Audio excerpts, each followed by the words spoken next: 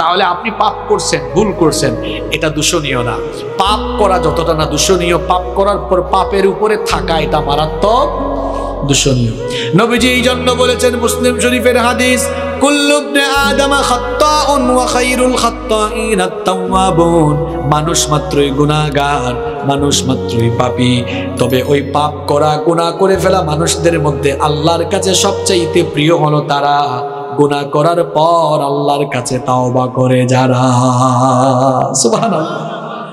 এই জন্য পাপ থেকে বাঁচতে হলে নিজের ভেতরের লজ্জা বাড়াতে হবে না কমাতে হবে। দেখেন কয়েকটা নমুনা বলি। লজ্জাশীলতা কেমনে বাড়াবেন?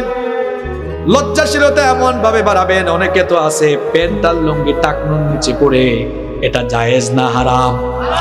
সুতরাং আমরা কখনো টাকনুর নিচে লুঙ্গি বা প্যান্ট পরবো না, এই গুনাহটা করতে যেন লজ্জা লাগে। কারণ বান্দা মুমিন কখনো গুনাহের কাজ করতে পারে না। এমন কাজ যারা করেন, শুনেন, নবীজি বলেছেন কিয়ামতের দিন আল্লাহ তাআলা ওই লোকটার দিকে তাকাবেন না, তার সঙ্গে আল্লাহ কথা বলবেন না, তাকে আল্লাহ পবিত্র করবেন না, তাকে আল্লাহ জাহান্নাম থেকেও বাঁচাবেন না। চারটা কথা বলেছি, আবার শুনেন।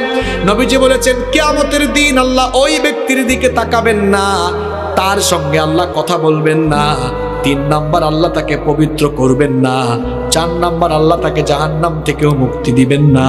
সাহাবীরা বললেন, নবী গো কার কথা বলছেন? নবীজি তখন বললেন, যারা টাকনোর নিচে কাপড় ঝোলায়া হাঁটে। গুনাহ করার পরে আমরা ভুল করতে পারি ভাই, ভুল করা দূষণীয় না। কারণ আমাদের বাবা পৃথিবীর প্রথম মানুষ যিনি, তিনিও ভুল করছেন। নাম কি?